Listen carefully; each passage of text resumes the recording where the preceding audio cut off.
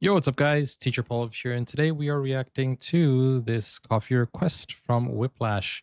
And Whiplash says the following: We have watched some videos explaining Norway's success in all sports.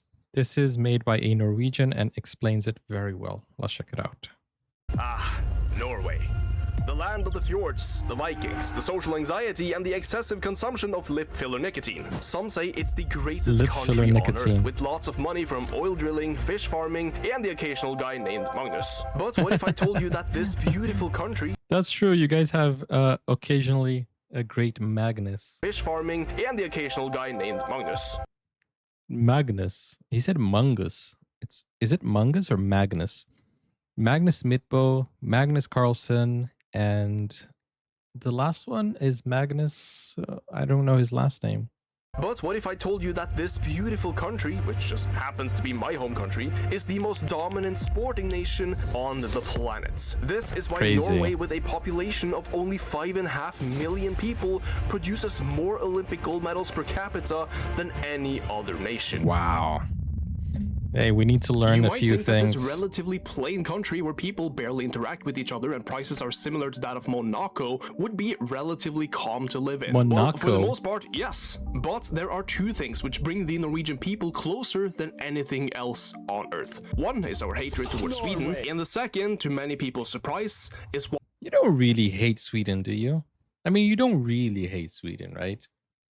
watching other Norwegians play sports. Now, of course, Norway is known for dominating heavily in the Winter Olympic Games, winning more medals than any other country 4 times in a row now, mostly because of this Wow. guy. We're winning in cross-country skiing, Klebo. alpine, skate, ski jumping, even biathlon, which you'd assume would be dominated by the US since half of it is shooting. Though we are also leading in a few other sports which many do not expect at first. First up, we have arguably the best triathlon. I forgot you guys also dominate chess. I had forgotten about that. You guys are dominating everything.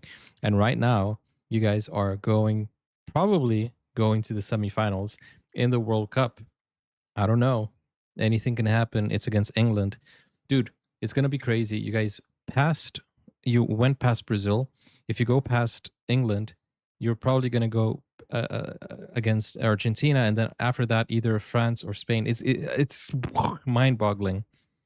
Athlete in modern times, which is Christian Blumenfeld, boasting the highest ever recorded VO2 max in history of 101.1, which What's the mind you is a average? record he took from another Norwegian athlete, which mind you he took from 97. another Norwegian athlete. Wow. Safe to say high VO2 maxes runs in the family. But we're also dominant in beach volleyball, powerlifting, handball. We've got arguably the best striker in the world in men's football.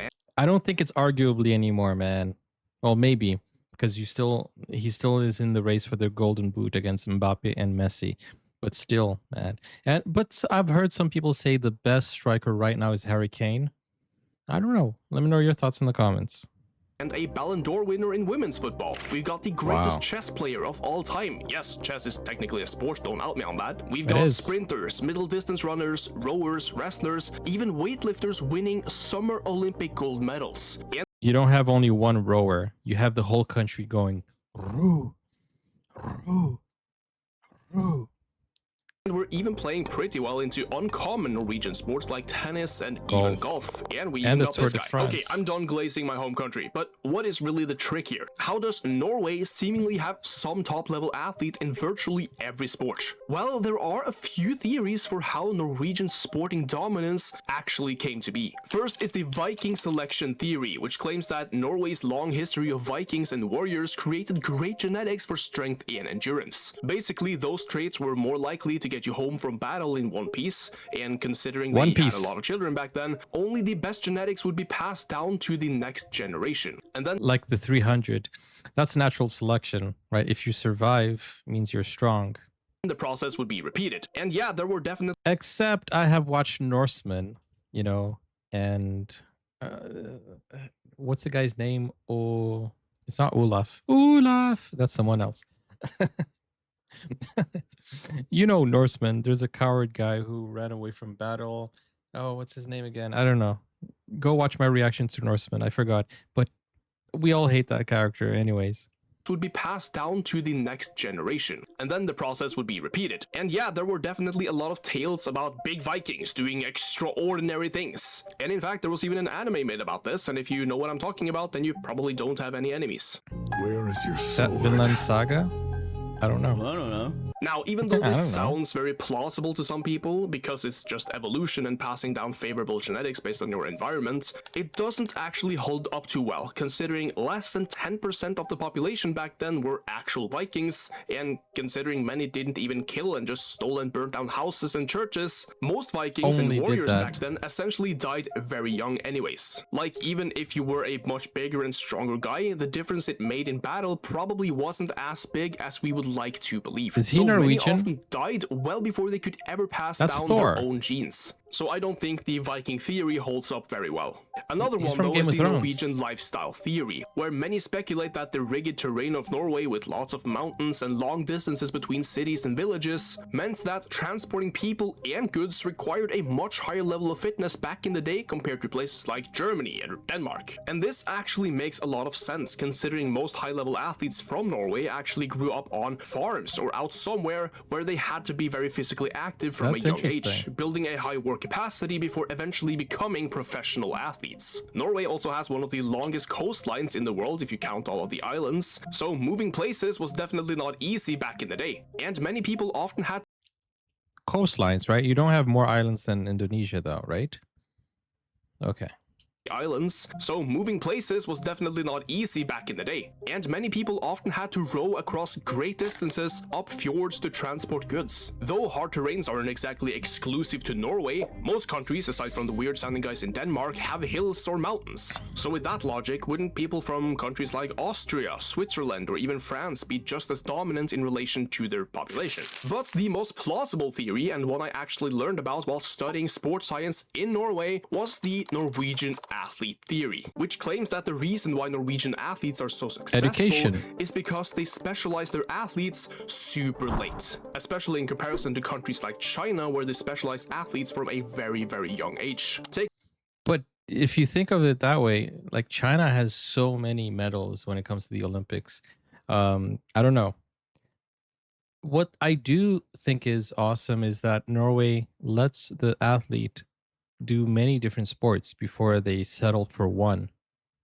this guy, for example, the three-time world champion and Olympic champion in the 400-meter hurdles event, Karsten Warholm, or Karsten Warholm if you like cheeseburgers, who you probably know from viral videos like this one. Now, he didn't even specialize for the 400-meter hurdles event until his early 20s, as he used to be a Wow. decathlete, meaning he did 9 more events and had to be good at virtually everything: sprinting, jumping, throwing, and even long-distance running. But when he finally specialized in the 400-meter hurdles, which he was pretty decent at, he broke the world record in that event by the largest margin in decades and became the Olympic champion. And Wow. frankly, it is very common for Norwegian athletes and youths to compete in several different sports throughout their childhood and teenage years, I've heard only about settling this. for a sport to specialize in once they're old enough to make that decision for themselves. Like how many cross-country skiers play football or do other endurance sports, or how almost every kid in Norway participates in some local sports team. In fact, over 3/4 of kids between 6 and 15 are part of some random club. They usually play football, handball, or even track and field in the summer, then skiing in the winter, meaning they become very versatile and very well coordinated across many activities.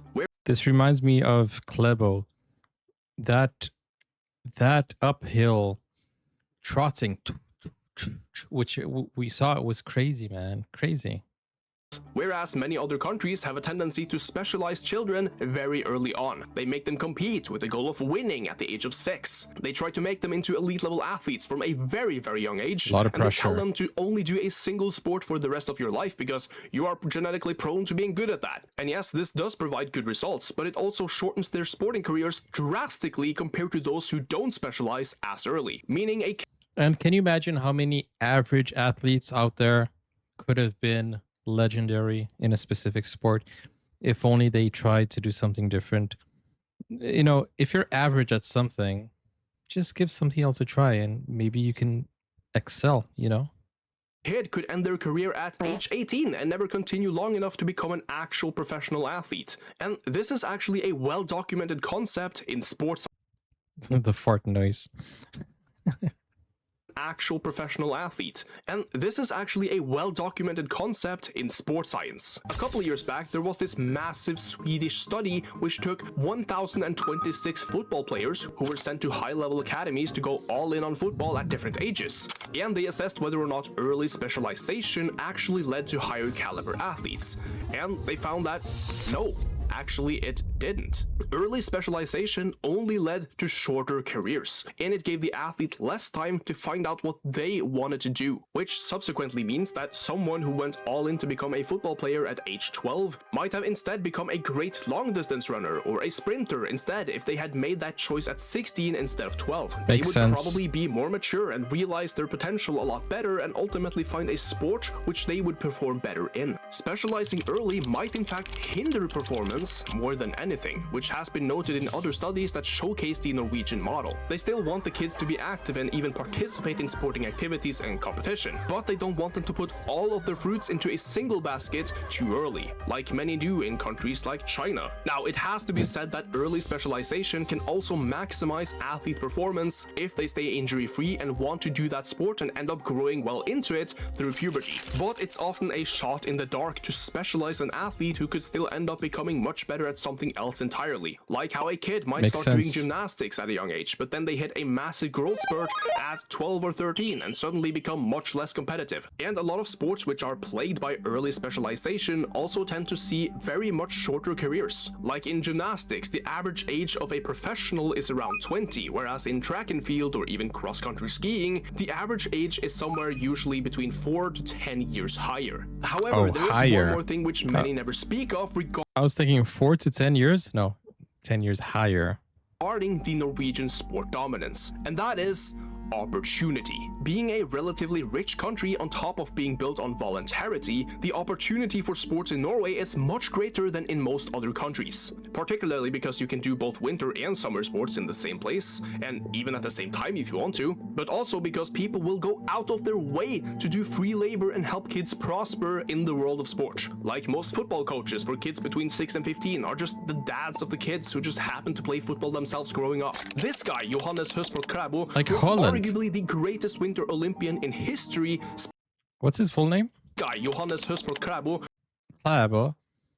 Johannes Høsflot Klæbo, who is arguably the greatest Winter Olympian in history, spent the biggest part of his career being trained by his grandpa. That's what I was saying. And wouldn't you guess it that most of the funding for sports in Norway don't even come from taxes, but voluntary work and betting, where the betting companies actually donate all of their profits to local sporting clubs to help support them. This is all on top of the fact that Norway is a leading power in the field of exercise physiology and nutrition, which means that the best athletes in the world can actually get proper follow-up once they eventually reach that level, whereas many places in the world, that's a crazy vertical right there. There is virtually zero investment into sports until people get sponsors. Now, it has to be said that most athletes in Norway have to work alongside doing sports until they go professional. But having that super well-built infrastructure on voluntarity definitely helps a lot. That's so maybe interesting. It's not the Viking genetics, but rather a combination of a sporting culture where people help each other grow into great athletes, where people volunteer at great lengths in order to help kids play football or to create ski tracks. The I saw something like that. A lot of Olympic athletes, they had their main job and the Olympics was kind of like a side job, which is interesting. But at the same time, they should be paid to focus on their sporting, career, and especially if they don't have sponsors, they need to, because come on. Winning a medal for your country is a big deal. You need to be well rewarded for it. Financially, I mean. At great lengths in order to help kids play football or to create ski tracks, the non-profit betting system which brings money into the sporting arena, and high-level education in relevant fields on top of the country's great infrastructure. Now, are there issues within the Norwegian sporting world? Absolutely, there is constant beef between state-sponsored athletes and private teams' sponsor contracts, which don't align with their interests. And many argue that certain athletes are biased against, while other athletes get special treatments and are set up for success just on the basis of their likability and not their actual skill. But even with these shortcomings, the Norwegian sporting empire has built itself into a strong position where athletes are winning in very competitive sports across most categories, despite being a country mostly covered in snow and mountains. And for the first time since I was born, we've actually qualified for the biggest sporting event in the And you guys are in the quarterfinals now. world, being the Football World Cup. So you bet half the country will definitely be glued to their screens for the entire duration of Well, only when Norway is playing, because when Norway is not playing, they're in the streets making havoc, just celebrating, breaking records of rowing. It's just insane. The whole country has been insane, which is a good thing because it's historic. you bet half the country will definitely be glued to their screens for the entire duration of that event. But what do you guys think? Have you played sports at a professional or a casual level yourself growing up? What do you think of your country and what does it do differently than Norway, both for better and for worse? And do you think the Norwegian sporting model should be implemented into other parts of the world? Let me know what you guys think down below in the comments. And as always, thank you all so much for watching, and I'll see you all next time. I am in favor of whatever is working, other countries need to try it. So if the Norwegian model is working, other countries definitely should try it. I haven't played sports in a professional manner, but I have participated in school Olympics. And, I've been very active in sports, but not professionally. And I feel like I'm the type of person who I have done so many different sports, and I was going from one sport to the other until I, found one that I love the most. I've played in volleyball competitions, in the Olympics, as I said, the school Olympics. I think football as well. Yeah, we competed. Oh, I don't know if it was a competition. Yeah, it was a long time ago. I was a kid still, but I'm trying to remember if it was a competition or if it was just a friendly against other schools. But it was fun. Chess also, I wasn't in a chess competition, but I was assisting a friend of mine who got second place. Not bad, not bad. Friend of mine was in the chess competition. I didn't want to enroll because it was in another country. He actually traveled to another country to participate.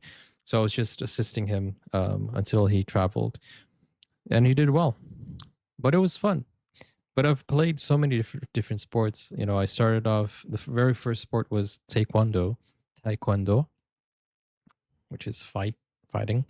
So yeah, pretty cool. I've done quite a few things, and I feel like if I were to be a professional athlete, I had a good trajectory, but I decided, I like movies more. I like production more, and I changed my trajectory of sports.